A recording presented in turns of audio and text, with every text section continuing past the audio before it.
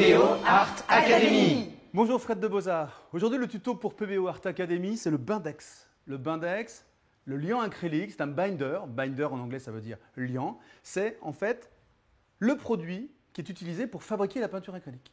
C'est un produit qui va protéger les pigments et permettre donc comme un liant de créer de la peinture qu'on va pouvoir appliquer sur nos œuvres artistiques classiques. L'usage particulier de ce Bindex, c'est que ça a un fort pouvoir collant. Et en fait, je m'en sers particulièrement, personnellement, pour tous les collages sur une toile. Le grand intérêt de cette colle, entre guillemets, Beaux-Arts, c'est qu'elle est d'abord permanente dans le temps, elle a une grande longévité, elle est transparente, c'est résistant aux UV, ça ne jaunit pas, et puis ça ne se craquelle pas dans le temps.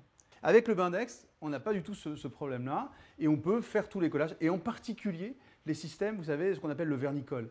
C'est-à-dire que le Bindex va permettre à la fois de coller vos papiers, on va faire un test ensemble, et à la fois de les protéger. Vous remettez une couche de Bindex au-dessus, et vous allez pouvoir avoir une protection de l'ensemble. On va figer l'ensemble, et on va pouvoir revenir travailler, peindre dessus.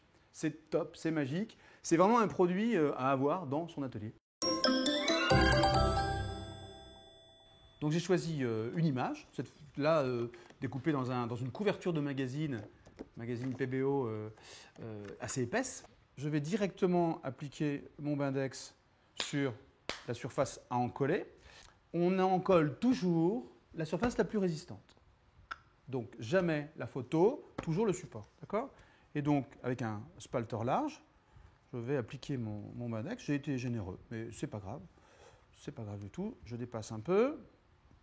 Comme on va appliquer ensuite directement l'image, le papier à incruster là-dessus, on va pouvoir chasser le surplus de Bindex. Il vaut mieux chasser le surplus que d'avoir un endroit non encollé. Ça crée des différences d'humidité et ça crée des bulles.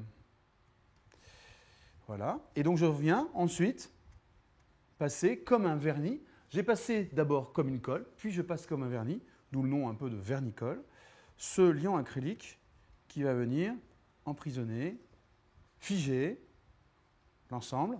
On a un effet un petit peu troublé parce que, comme le gel, les liants sont un peu laiteux et en séchant deviennent complètement transparents. En plus, le fait d'appliquer une couche assez généreuse permet de supprimer les différences de niveau entre l'image que vous intégrez et le reste du support, donc ce qui va vraiment intégrer l'image dans votre travail.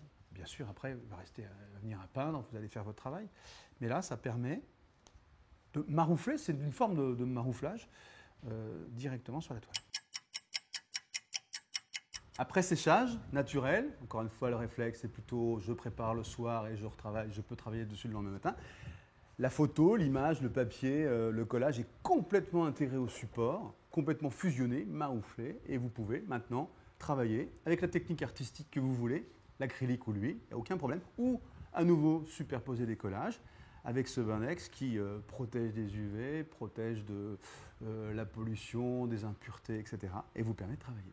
Ce Bindex existe en version mat, ce qui vous permet d'avoir une accroche un peu plus forte, un peu plus puissante pour des couches supérieures.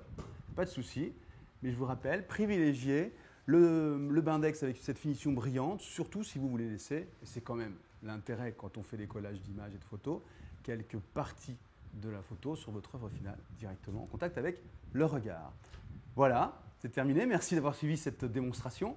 On se retrouve très vite pour plein d'autres tutos pour PBO Art Academy.